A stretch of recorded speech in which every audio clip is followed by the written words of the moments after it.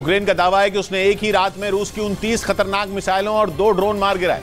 Ukraine के मुताबिक महज 8 घंटे में उसके सैनिकों ने अलग अलग इलाकों में रूसी सेना की कमर तोड़ दी और उसकी कई घातक मिसाइलों को हवा में ही मार गिराया। यूक्रेन के मुताबिक रूसी सेना ने बीती रात अलग अलग इलाकों में एक साथ कई हमले किए। उसने न सिर्फ क्रूज मिसाइलें बरसाई बल्कि ईरान से मिले शाहिद 136 ड्रोन से भी हमला करने की कोशिश की। लेकिन दावा है कि रूसी सेना को इसका भारी खमियाजा उठाना पड़ा, क्योंकि जेलेंस्की के सैनिकों ने अपने एयर डिफेंस सिस्टम की बदौलत रूस की 29 क्रूज मिसाइलों को तबाह कर दिया। ये मिसाइलें पुतिन की सेना ने TU-160 और TU-95 बॉम्बर से बरसाई थी। इसके अलावा रूस के 2 शाहिद 136 ड्रोन को भी यूक्रेन की फौज ने मार गिराया। हालांकि यूक्रेन ने इस बात की जानकारी नहीं दी कि उसने किन शहरों में ये जवाबी कार्रवाई की। उधर पश्चिमी मीडिया के मुताबिक अमेरिका यूक्रेन को ताकतवर बनाने के लिए एक बार फिर करोड़ों रुपए की मदद करेगा। अमेरिका 6000 करोड़ डॉलर यानी भारतीय रुपयों में करीब 5 लाख करोड़ रुपए का राहत पैकेज यूक्रेन को देगा, जिसका सीधा मतलब यह है कि आने वाले दिनों में जंग रुकने वाली नहीं है बल्कि और भड़कने वाली है, क्योंकि अमेरिका से मिले हथियारों के दम पर ही यूक्रेन रूस की सेना को हर मोर्चे पर करारा जवाब दे रहा है। बताया गया कि यूक्रेन की जरूरतों को देखते हुए अमेरिका ने इस राहत पैकेज का ऐलान किया और राष्ट्रपति चुनाव से पहले बाइडेन यूक्रेन को ये रकम देने की तैयारी में है, ताकि चुनाव के बाद अगर सत्ता परिवर्तन भी हुआ तो जेलेंस्की के पास इतना पैसा हो कि वो युद्ध में रूस से लोहा ले सके। इससे पहले भी अमेरिका ने आधुनिक ड्रोन समेत कई हथियार और लड़ाकू हेलीकॉप्टर यूक्रेन को दिए थे। इधर लद्दाख में आंख दिखाने वाले चीन को मुसीबत में भारत की याद आ गई। मछली पकड़ने वाला चीन का एक जहाज 39 लोगों के साथ हिंद महासागर के इलाके में डूब गया है और जब चीन से राहत बचाव का काम संभल नहीं पाया तो उसने भारतीय नौसेना के आगे हाथ फैला दिए।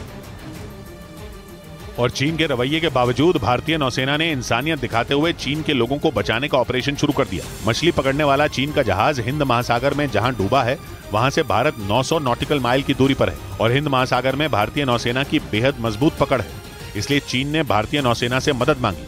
अब नौसेना का P-8I विमान खराब मौसम के बावजूद समंदर के ऊपर लगातार उड़ान भर रहा है। भारतीय नौसेना को समंदर में कुछ मलबा मिला भी है। माना जा रहा है कि वो मलबा चीन के डूबे हुए जहाज का हो सकता है। इस बीच उत्तर प्रदेश के प्रयागराज में नकाबपोश बदमाशों ने रात के वक्त लूट की बड़ी वारदात को अंजाम दिया। इस वारदात का एक CCTV वीडियो भी सामने आया, जिसमें हथियार लेकर 5 से 6 बदमाश एक घर में घुसते नजर आए। वीडियो में साफ दिखा कि नकाबपोश बदमाश सीढ़ी के जरिए मकान की तीसरी मंजिल पर पहुंचे और घर पर रखे सोने और चांदी के गहने समेत कैश लेकर वहां से फरार हो गए, जिसके बाद वहां दहशत मच गई। बताया गया कि 11 मई को बदमाशों ने लूट की इस वारदात को अंजाम दिया था, जिसके खिलाफ पुलिस ने केस भी दर्ज कर लिया था।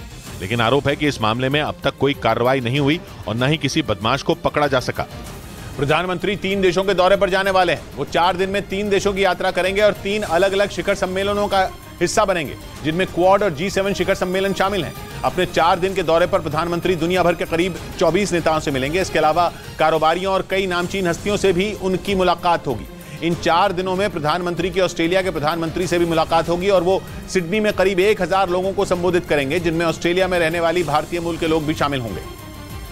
इधर जातिगत जनगणना मामले पर बिहार सरकार को सुप्रीम कोर्ट से बड़ा झटका लगा। देश की सबसे बड़ी अदालत ने इस मुद्दे पर पटना हाईकोर्ट के आदेश पर रोक लगाने से इनकार कर दिया और सुप्रीम कोर्ट ने साफ किया कि इस मुद्दे पर बिहार सरकार पटना हाईकोर्ट में अपना पक्ष रखे। पटना हाईकोर्ट ने जातिगत जनगणना पर 3 जुलाई तक अंतरिम रोक लगा दी थी, जिसके बाद बिहार सरकार ने इस फैसले को सुप्रीम कोर्ट में चुनौती दी थी, लेकिन वहां से भी उसे राहत नहीं मिली। देश की सबसे बड़ी अदालत के मुताबिक अगर पटना हाईकोर्ट इस पर तय समय पर सुनवाई नहीं करेगी तभी वो ये मामला देखेगी। इस फैसले को नीतीश सरकार के लिए बड़े झटके की तरह देखा जा रहा है, क्योंकि लंबे वक्त से जातीय जनगणना के पक्ष में रही नीतीश सरकार ने जनवरी में इसका काम शुरू भी करवा दिया था। उधर महाराष्ट्र के पुणे से दिल दहला देने वाला एक वीडियो सामने आया, जिसमें एक तेंदुए ने एक कुत्ते पर हमला कर दिया। ये घटना 15 मई की है, जिसका वीडियो अब सामने आया और सामने आए इस वीडियो में दिखा कि वो तेंदुआ दबे पांव आया और सो रहे कुत्ते को मुंह में दबोचकर वहां से फरार हो गया। जिस वक्त तेंदुए ने हमला किया उस समय कुत्ते का मालिक वहीं पास में सो रहा था, लेकिन उसे तेंदुए के आने का पता ही नहीं चला। अपने कुत्ते की चीख सुनकर उसकी नींद जब खुली तब तक तेंदुआ अपने शिकार को लेकर भाग चुका था। गनीमत ये रही कि तेंदुए ने उस पर हमला नहीं किया, क्योंकि अगर ऐसा होता तो वो नींद में होने की वजह से अपना बचाव नहीं कर पाता। इस बीच दक्षिण अमेरिकी देश अर्जेंटीना की राजधानी ब्यूनस आयर्स में बेरोजगारी और बढ़ती महंगाई के खिलाफ हजारों लोग सड़कों पर उतर आए।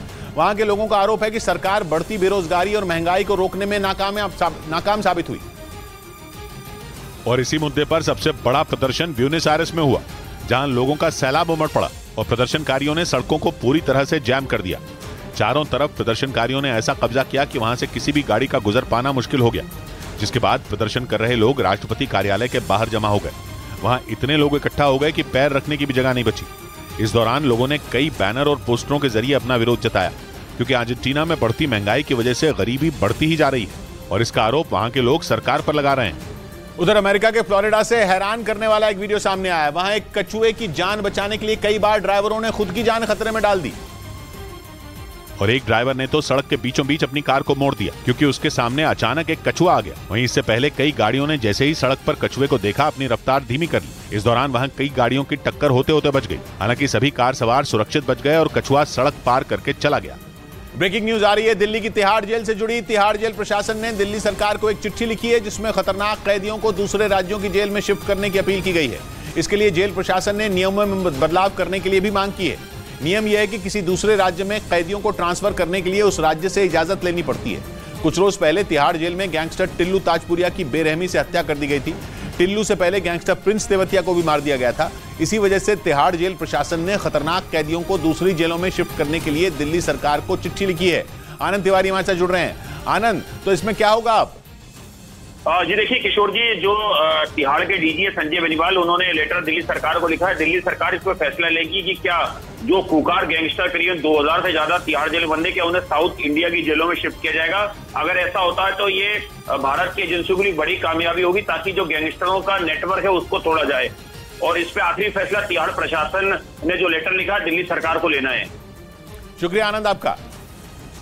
इधर जम्मू कश्मीर के कुपवाड़ा में एक घर में भीषण आग लगने से हड़कंप मच गया, जिसके बाद सेना ने घर में फंसे लोगों को सुरक्षित बाहर निकाला क्योंकि मकान में लगी आग तेजी से भड़कती जा रही थी। भीषण आग के तांडव मचाने का जो वीडियो सामने आया उसमें पूरा मकान लपटों के बीच घिरा नजर आया। चारों तरफ सिर्फ ऊंची ऊंची लपटों का ही कब्जा दिखाई दिया, जिसे देखकर ऐसा लगा मानो वहां कोई ज्वालामुखी फट गया हो। थोड़ी ही देर में आग की लपटों ने आसपास के घरों को भी अपनी चपेट में ले लिया, जिससे घर में रह रहे लोग वहीं फंस गए। तभी घर के बाहर मौजूद लोगों ने सेना और दमकल विभाग को इसकी जानकारी दी, जिसके बाद सेना ने घर में फंसे लोगों को सुरक्षित बाहर निकाला। वहीं आग बुझाने में दमकल कर्मियों को एड़ी चोटी का जोर लगाना पड़ा।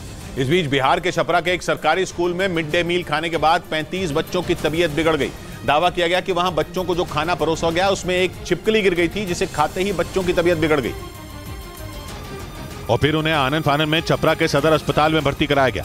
55 बच्चे लोग को ये हालत बहुत बुरी दयनीय है, जो कि हम लोग हॉस्पिटल में लेकर आए। आरोप है कि वहां ऐसी घटनाएं पहले भी हो चुकी हैं, जिनकी शिकायत करने के बावजूद मिड डे मील बनाने वाले ठेकेदार के खिलाफ कोई कार्रवाई नहीं हुई, जिसका नतीजा ये हुआ कि फिर एक बार छिपकली गिरी हुई खिचड़ी खाने से करीब 35 बच्चों की तबीयत बुरी तरह बिगड़ गई और उन्हें इलाज के लिए अस्पताल में भर्ती कराना पड़ा। हालांकि प्रशासन का दावा है कि उन बच्चों के इलाज के लिए डॉक्टरों की एक खास टीम को लगा दिया गया।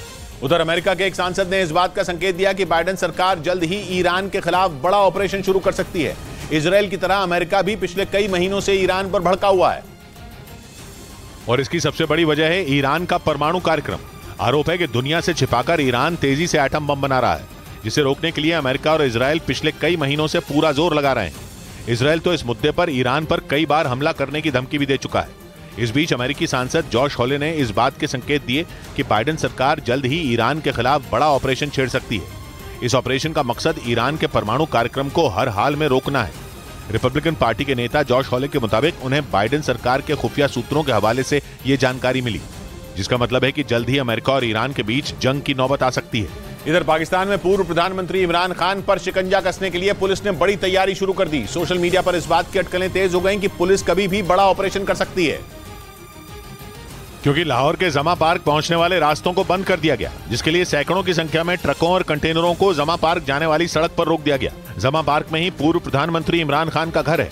उनके समर्थकों का आरोप है कि उन्हें इमरान के घर जाने से रोकने के लिए पुलिस ने ये तैयारी की।